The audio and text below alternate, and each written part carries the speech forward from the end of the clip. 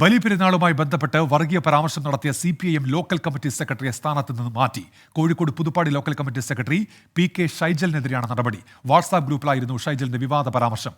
രാഹുൽ സുരേഷ് ഇപ്പോൾ കോഴിക്കോട് നിന്ന് വിശദാംശങ്ങളുമായി ചേരുന്നുണ്ട്. രാഹുൽ, എന്താണ് ഈ നടപടിക്ക് ആധാരമായത്?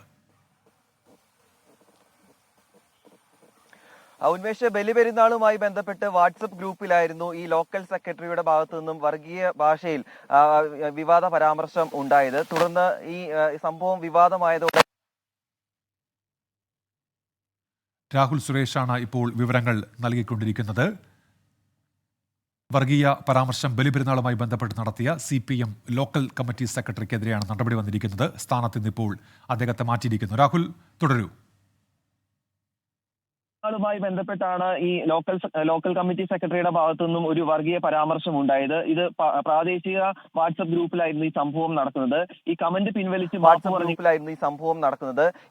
പിൻവലിച്ച് മാപ്പ് പറഞ്ഞെങ്കിലും വലിയ രീതിയിൽ സമൂഹ മാധ്യമങ്ങളിൽ ഈ കമന്റ് പ്രചരിക്കുകയായിരുന്നു. തുടർന്നാണ് ലോക്കൽ കമ്മിറ്റിയുടെ ഭാഗത്തു നിന്നും ഒരു നടപടി ഉണ്ടായിട്ടുള്ളത്. സംഭവവുമായി ബന്ധപ്പെട്ട് പുതുപ്പാടി ലോക്കൽ കമ്മിറ്റി സെക്രട്ടറിയായ PK ഷൈജലിനെയാണ് ഈ സ്ഥാനത്ത് നിന്നും നീക്കിയിട്ടുള്ളത്. ഏരിയ കമ്മിറ്റി സെക്രട്ടറിയായ K ബാബുവിന്റെ നേതൃത്വത്തിൽ ഇന്നലെ ചേർന്ന യോഗത്തിനൊടുവിലാണ് ഈ തീരുമാനം കൈക്കൊണ്ടത്.